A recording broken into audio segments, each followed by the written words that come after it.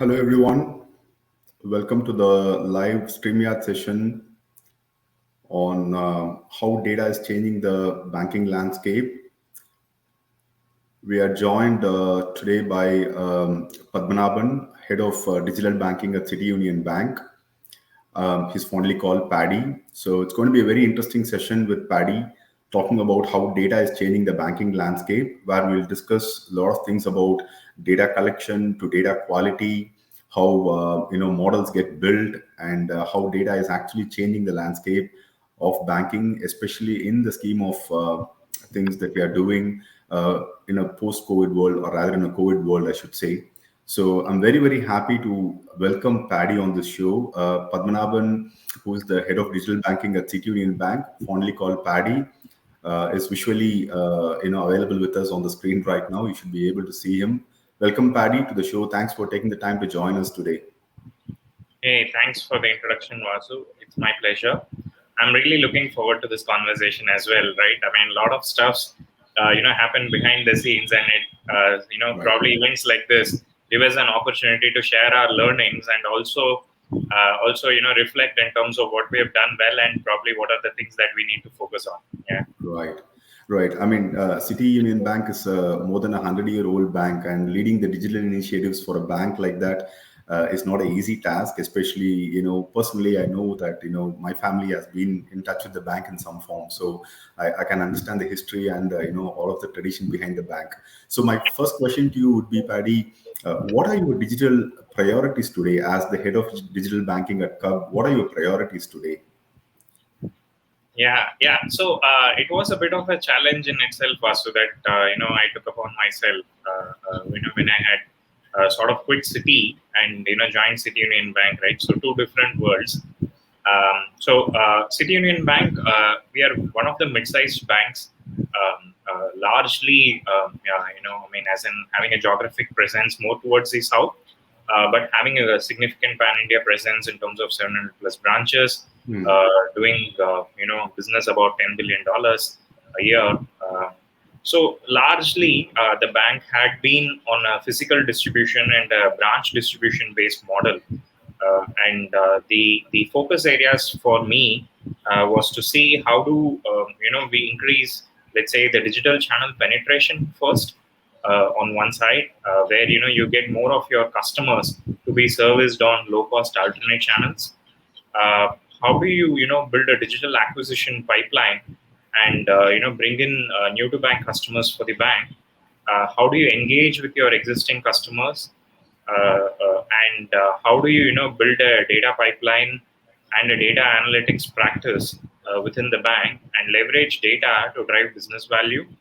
And last but not least, how do you envisage yourself on the data infrastructure and the banking infrastructure as is for a digital transformation? So a mix of IT, analytics, product management, and marketing were the core pillars in which how we approached digital transformation for the bank, cutting across both the deposits as well as the consumer and the business loans segments for us, right? And typically, transforming a bank from being largely being in the physical distribution to adopt digital practices and adapt to the new normal was a significant challenge for us as we started last year. But we have had fair amount of progress, and we'll be discussing some of them today as well, specifically on the data side. But we have had our own set of progress.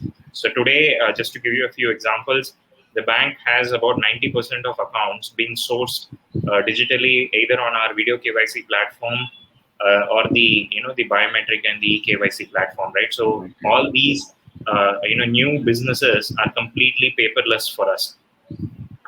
Today, the bank is present pretty much on all platforms, as well as new age platforms like the ones of WhatsApp, and even on conversational and IoT devices that you can think of, right? So, and the bank today has transformed in the way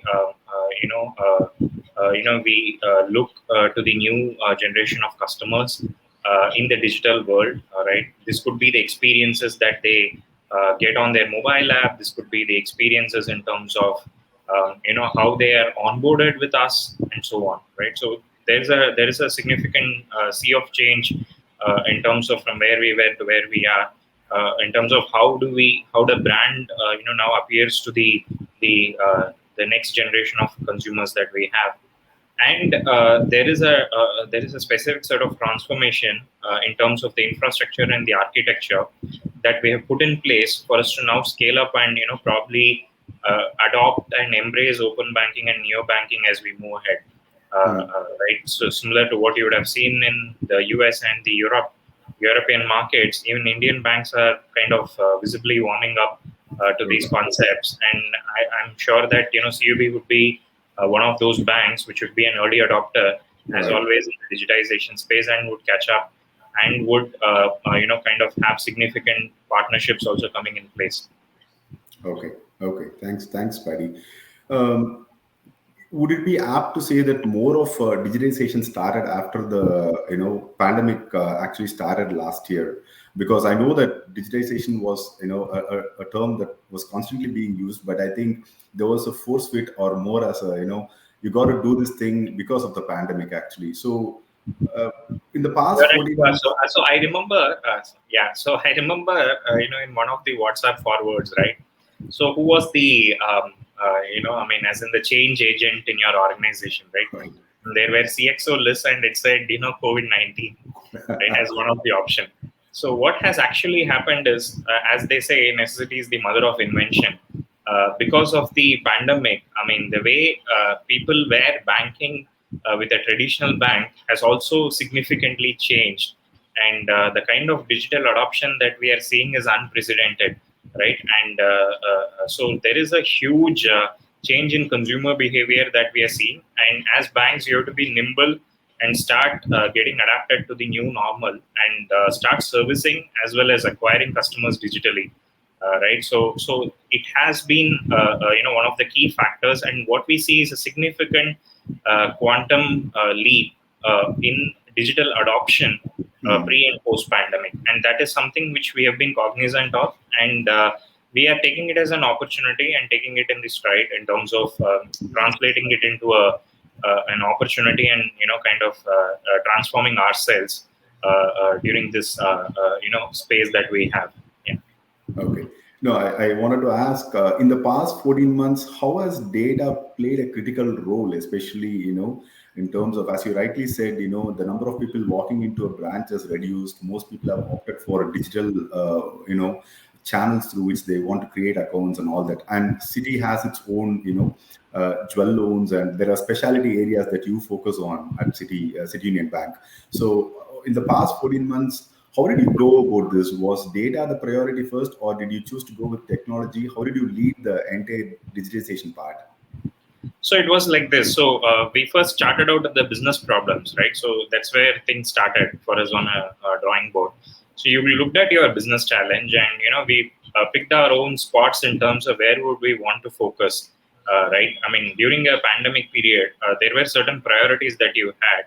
Typically, banks were becoming conservative and more risk averse because you are not sure, there is business uncertainty, and you are not sure of new businesses generally, right? Hmm. You don't know your collection efficiency. You don't know how things are going to turn out and how businesses are going to be impacted, what segments and sectors. So typically, generally, the banking industry started becoming a bit conservative and risk averse in nature.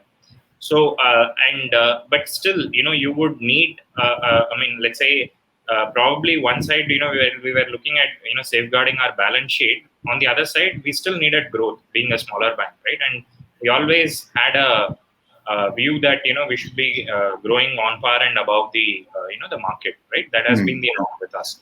So we did have our own sweet spots in terms of where we wanted to focus, where the bank wanted to grow at the same time with a lower risk and a very clear focus in terms of our overall portfolio. So just to give you one example on that thread, right? So jewel loans was one such focus area for us, where it is backed by an asset, a self-liquidating asset, and you would have seen the jewel or the gold prices also moving in a certain trend, which was supporting the rationale for us to work on that portfolio for last year, especially when business in itself was a bit uncertain, right? So we had picked out our niche segments that way, right? We had a few portfolios that we wanted to focus on, and we wanted to see how data is going to be leveraged to help us focus on these segments, right? And to also help us become more let's say prudent in managing our risks. So these Okay. were the two focus areas for us, right? Pick your spots on growing business, at the same time be prudent on your risk management practice with data, so that you know what's going to be probably the portfolio and how it is going to behave as we cross the inflection point on the pandemic. So these were the two areas where we had put data into use, right? So, and we were trying to leverage those insights. Okay, okay. And talking about data, Paddy, you also mentioned about the reach to millennials, new generation people, and all that from Cub. So, in terms of data collection and all that, what were your sources and what was your data management strategy? Yeah. So as I said, Vasu, just continuing from where I left off. So once we had nailed down on the business problems, right, the next thing for us was to kind of create the enterprise architecture for us to understand what would be the relevant data points for us, where Okay, do we get it from, and how do we, probably transform it and put it into let's say, form that we can, make sense out of, and using that data, then what do you want to do with it and what's your objective. So we map this entire funnel in terms of data collection, the transformation, the storage in itself, and the processing, and the insights and the delivery. So if I were to construct this workflow, that activity was done diligently for the use cases and the business problems that we had. okay, And then we worked on the specific maybe let's say, I would call it as work streams that enabled us to collect the data sources. See, I mean, literally a bank has so much data, right? I mean, you have digital footprints, you have vouchers which are manual vouchers, which are like the ones of checks and demand drafts and deposit slips and things that are lying around in your branch. You have your ATM withdrawals data, you have your website data, you have the social media behavior of those who have given consent for you to use that data.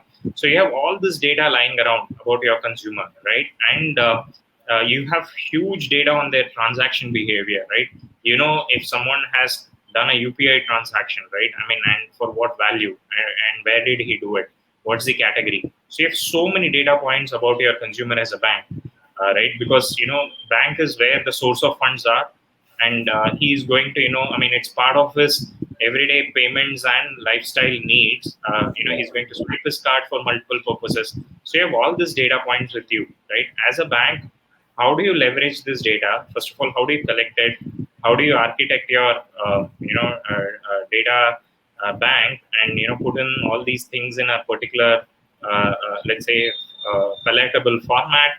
And how do you then start running your own analytics engine and coming up with maybe smart insights that you're going to again put back into business processes and put back into your delivery channels and kind of generate business. So this entire funnel is how we did it, Vasu. And largely, as I said, digital manual footprints, whatever we could get, right from vouchers to the transactional data, all that went into our engine for us to kind of do our own consumer segmentation as we move ahead. okay, okay. Thanks, Paddy. And the second part or a continuation to this is post collection the quality which bolsters more of your accuracy and everything actually. So how did you ensure or what was your approach to data quality? See, in fact, one thing which I have to acknowledge, Vasu, is Zuci as a partner in itself was more like a team, right? Who were working with us during this transformation stage in itself. So we were involving them right from the data collection and to the data cleansing exercise, as we want to call it.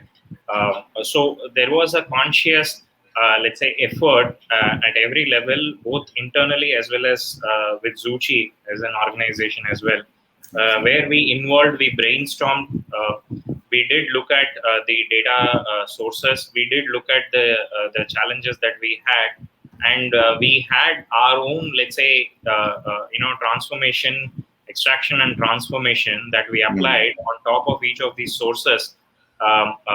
Before probably we could put it into any of our maybe the use cases that we wanted to drive. So in a sense, there was a conscious co-created efforts, concerted efforts, both from CUB as well as from Zuci's end, in terms of getting data quality up the mark, right?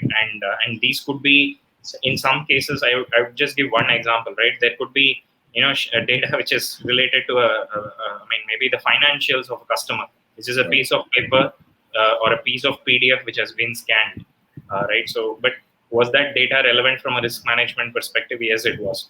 So there are times wherein you had such abstract data and unstructured data as well, and you still had to create your own intelligence and an ETL layer, which had to put it into the right boxes for you to maybe make use cases out of it, right? So that was a conscious effort, and I'm happy that the team had worked along with us and had gone through the rigor in terms of getting quality data in place.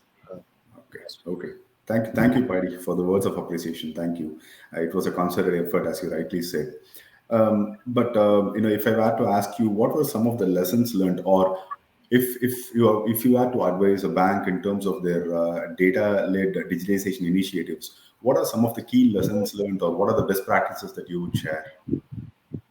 So it's like this, Vasu. So there is no one size fits all sort of solution, right?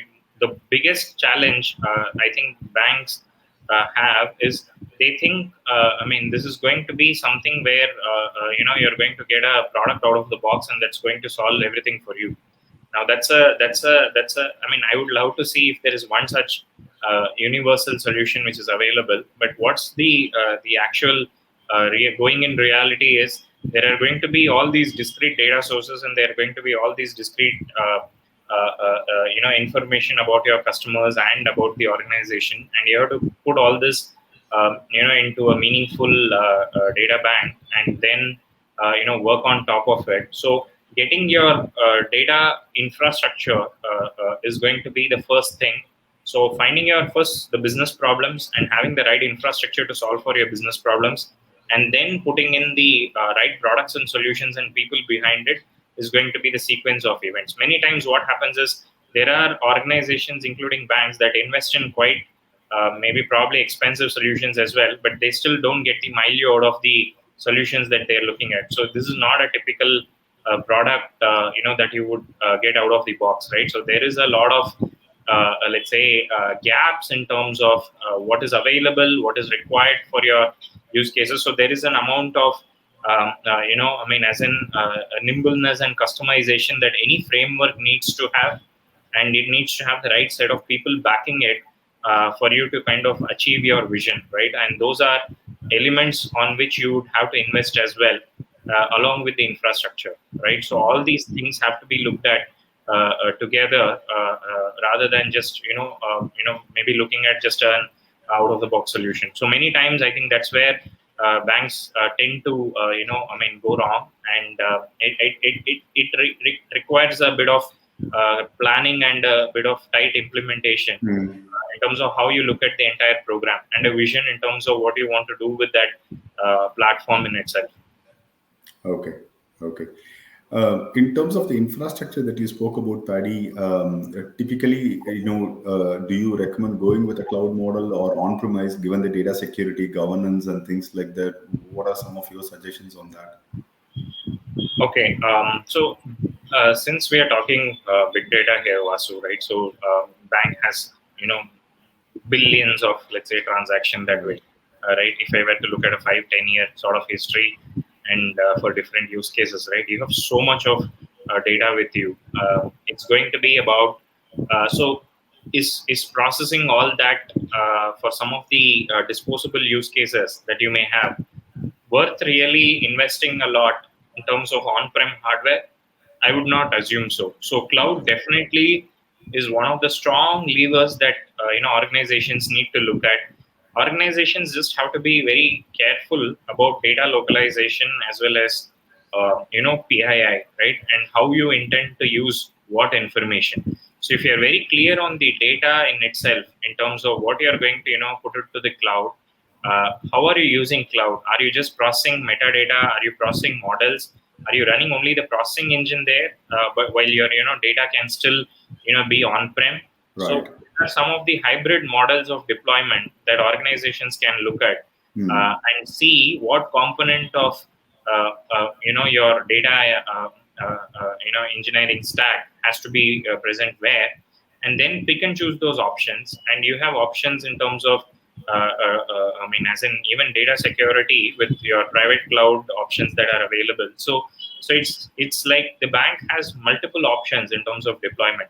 So first pick the use cases, see what sort of infrastructure you would need for the use cases, and then decide where is this best placed, and are we going to continuously use this infrastructure, or are these going to be transient use cases? If you Okay. answer these questions, you will have an answer in terms of where your data or the processing layer needs to be.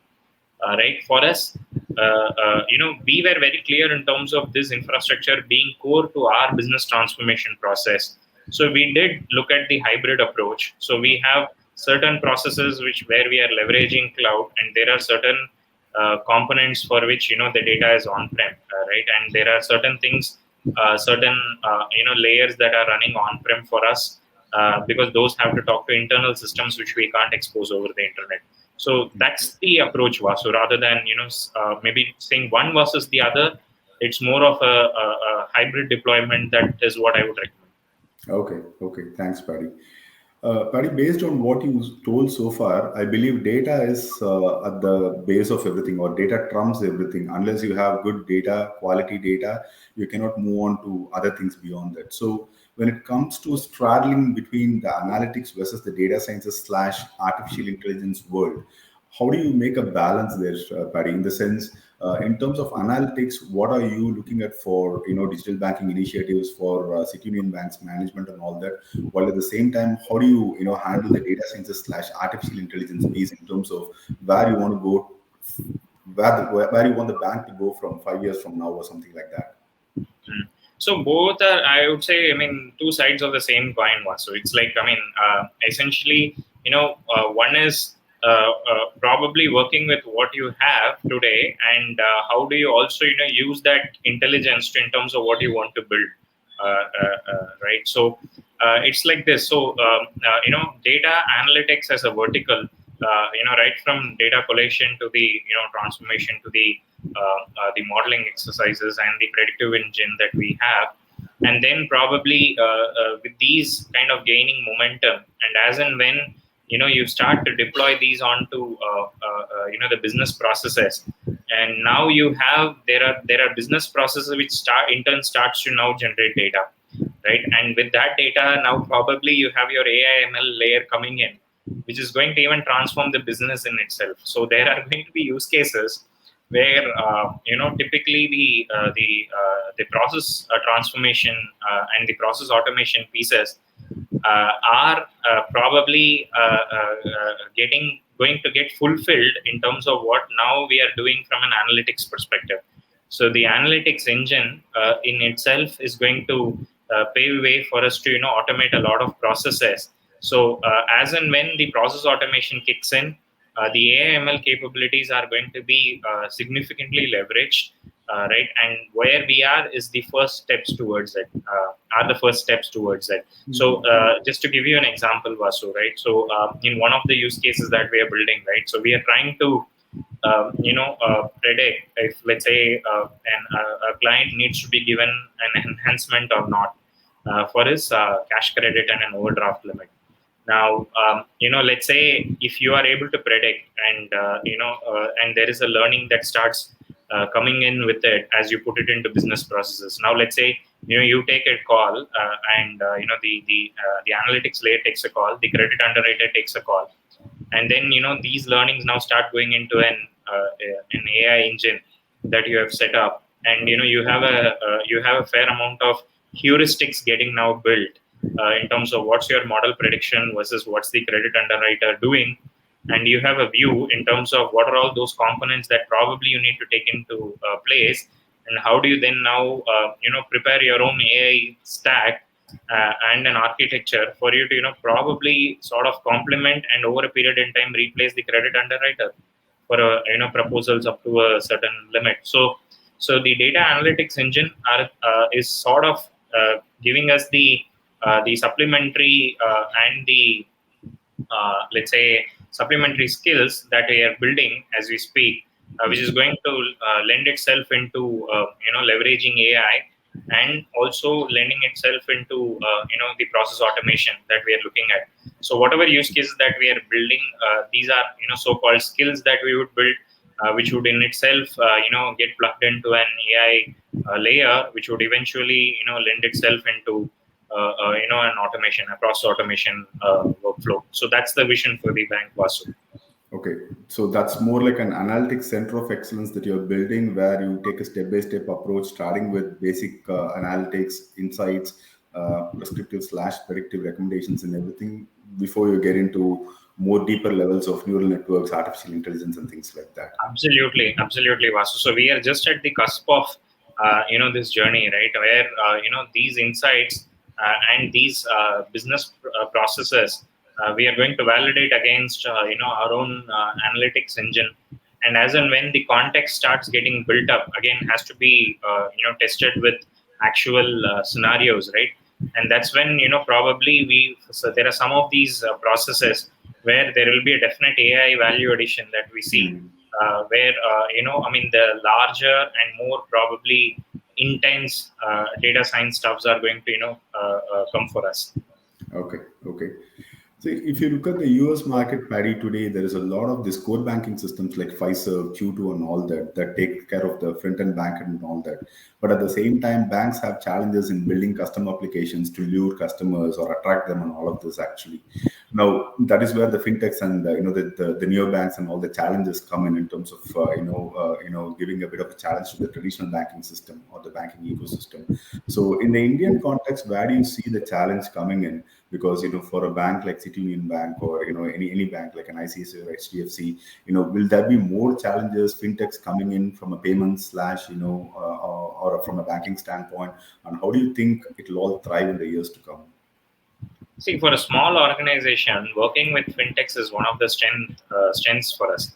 So we believe in more of a synergy and a symbiotic relationship with fintechs rather than seeing them really as a threat, right? So we unlike some of the other players who would be in a market share sort of a game, where they may be looking at every pocket and every different use cases. Largely Hmm. for small banks, we focus on quality, we focus on return on assets, we focus on return on equity. So for Hmm. us, we see fintech partnerships as a source of strength for us. So there are going to be complementary strengths that the partner brings in. There are things that only a bank can do, and I think if we can work together with these fintechs, there are things that you would be able to deliver at a much faster and probably with higher quality than how you would have otherwise each of you been doing it individually. So for us, we see it as a more of a symbiotic relationship. We don't really see them as a threat at this point in time. And the market in itself in India grows at about, let's say, 30% year on year, right? I mean, maybe except for the Right. pandemic in terms of the banking space, right? So you have so much to aspire. There is a as in if we are back to the growth that we used to see, the double digits that we are foreseeing for maybe probably 2 years down the line, I think there is enough business in the market, and there's still a lot of consolidation and maybe as in things that would take place in the market. And I think as a bank, I think there is a lot of stuffs that we can look at, right? I mean, growing above the market in terms of an average growth. So for us, it's going to be a source of strength, and we are going to work with these fintechs and see how we can leverage and add some of their skills as complementary strengths for us, and build solutions together. So we don't we would like to probably work with them rather than see them as a competitor. For Okay, okay. In terms of upselling, cross-selling opportunities, Paddy, can you give some examples of how you are using data today, to build on some of these opportunities for your customers?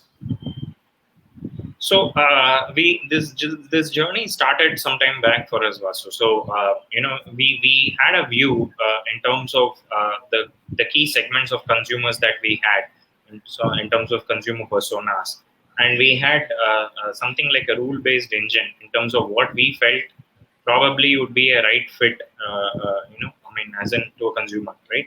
And that's not wrong. I mean, as in it comes with years of experience of people who have been in the banking space, who have handled customers at different levels, right? So there is some amount of, let's say, I mean, I would say, experience that goes into such exercises, but those are largely rule based, right? And the customization would be to the order of maybe, I mean, as in one product to maybe about tens of thousands of customers, right? Because you really can't look deeper than maybe, so because the complexities start then becoming a factor, right? For example, every one factor that you add in, it becomes a factorial of the number of scenarios and the products that you would want to sell.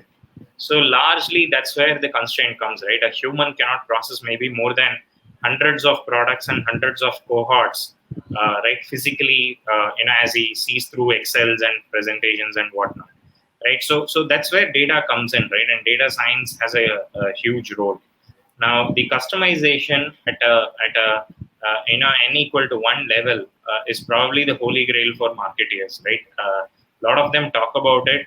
Some e-commerce companies have sort of mastered it very much than banks. So there are learnings for us to pick from the fintechs and the e-com firms that way. So that's where let's say whether it is cross sell or upsell. So for you to have an engine which is going to always keep listening to the consumer, keep building context, keep building your models as an engine, which is sort of which keeps running, right, on its own, and is going to also learn, right, as users. Probably if you're sending an email to the consumer and he says what is this and he doesn't even open it, and you send it twice, at least you have to learn that that's not what he's looking for. So these are all pieces which you have to stitch together, put in an AI box behind it, and have your own models built on top of it, and then construct that flow which gets you there. So I mean, again, so there is no let's say, I mean, as in an absolute science to it, and it's just about how self-learning models are going to be deployed, Okay. that looks into it and keeps refining its own algorithms and models, and you do it as a business practice as well, apart from just looking at it purely from AI perspective. Even just doing this activity once a while, right? Maybe a monthly refresh, maybe a quarterly refresh, is still going to be good enough. So your customer base is not going to significantly change in a month or in a quarter, right? It's still going to hold good.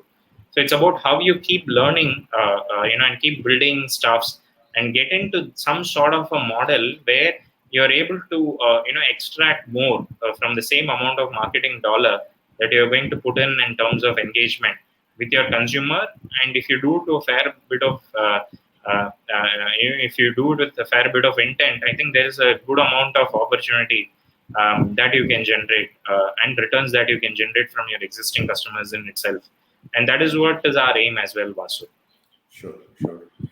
That also brings up another question in terms of structured versus unstructured data, which is something we constantly hear in the, particularly in dealing with data. So every time you talk to a banking or any other, client, the question that comes up is we have a lot of unstructured data. We don't know what to do with it, but there is so much, and there is some amount of structured data. So again, dealing with this kind of dilemma in terms of unstructured versus structured, how do you handle that part, Patty?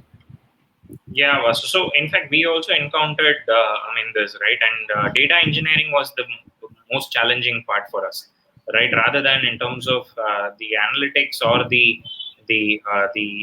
what we wanted to do with it, it was more on it was more of a data engineering problem as to how do you get the right ETL solution, which is still going to be probably cost effective, works for you, within your own constraints, and still deliver for the kind of unstructured data that you would get.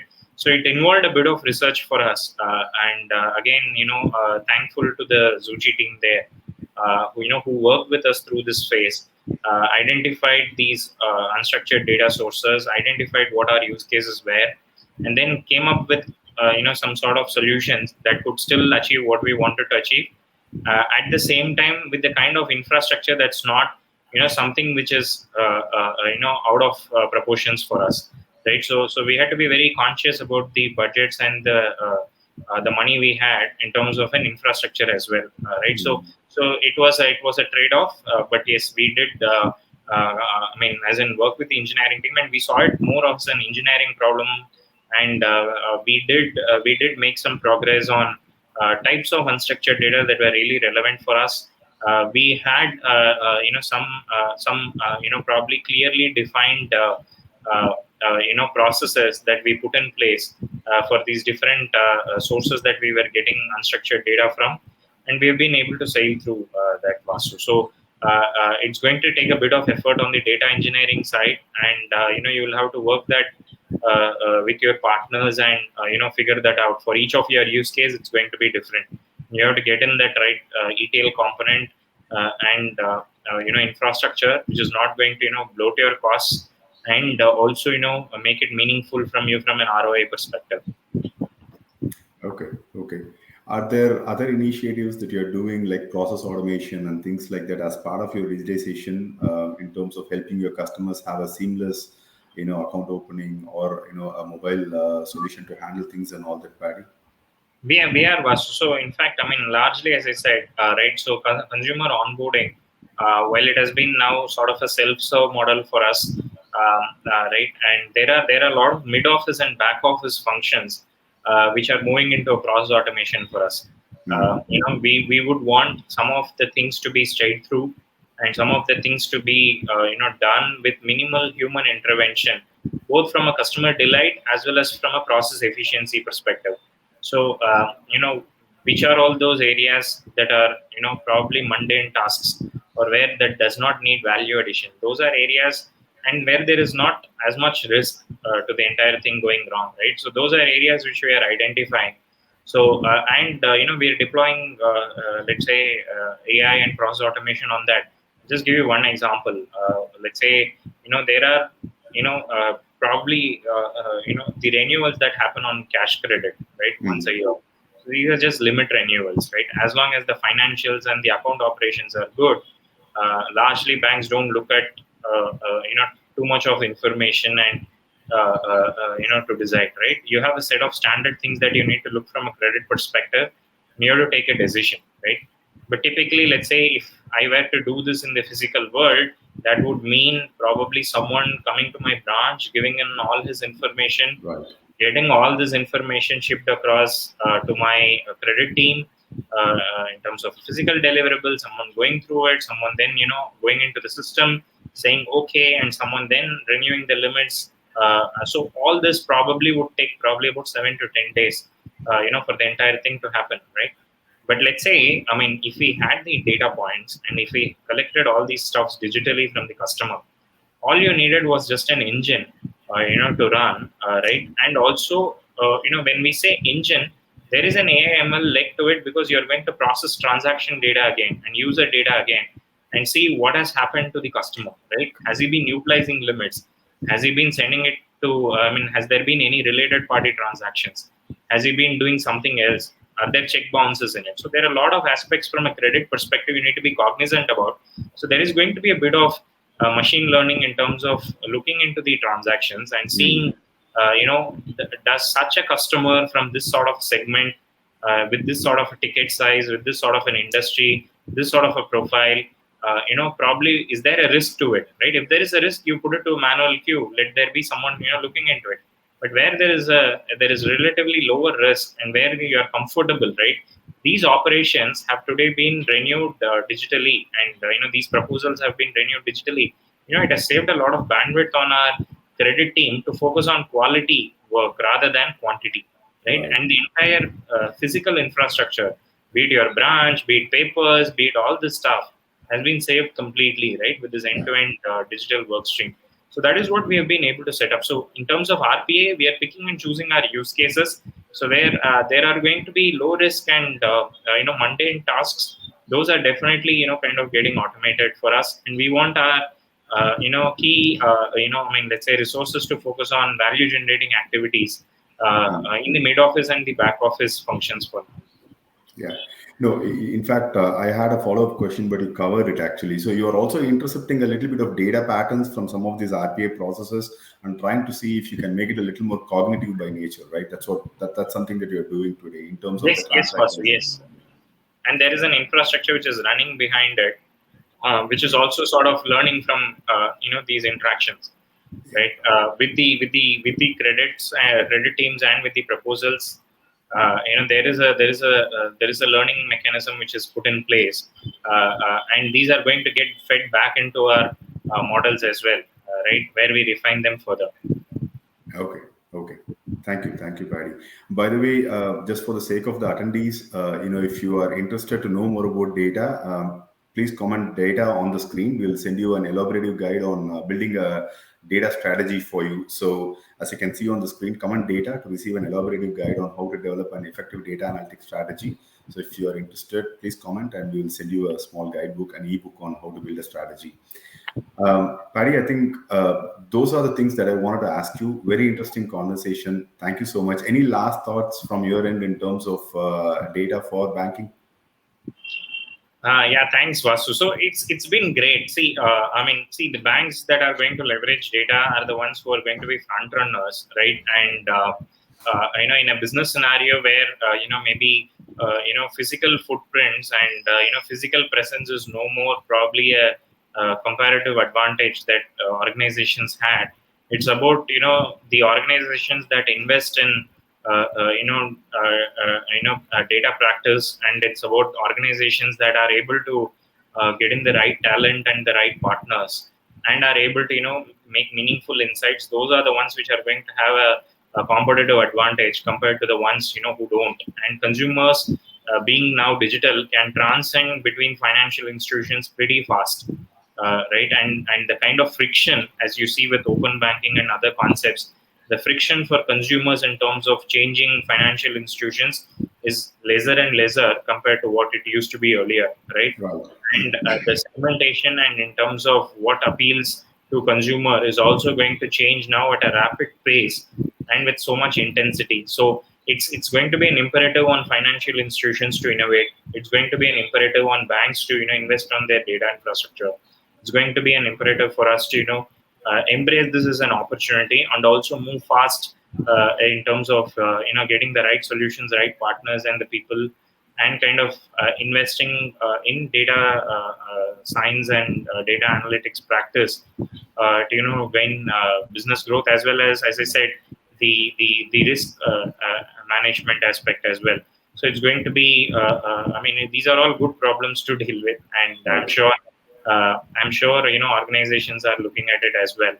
And so, as they say, fastest fingers first. So whoever is going to kind of take a leapfrog and master data are the ones who are going to probably continue and sustain and grow in as we move into the future. That's all I had to probably say, Vasu. And it's been great working with Zuci, and we are looking at it from a let's say a long-term association for us. So far the journey has been good, and we would continue to invest in terms of what we want to do. And there are a lot of aspiration in terms of leveraging whatever stack and the infrastructure that we have pan bank and across multiple use cases, right? And it's going to be an exciting journey for us. Yeah, I truly appreciate all the words of recognition and appreciation. Thank you, Paddy. Shuchi team, are there any questions from the audience for Paddy that you want to get? Okay, all right. I just saw a message. Okay, Paddy, really appreciate you taking the time to answer all these questions. Good luck to Cub, and of course, we look forward to a very fruitful association with City Union Bank and you. Thank you so much for your time, Paddy. Take care. Yeah, thanks, Vasu. Yeah, Thanks, thanks. listeners. Thank you so much. Bye.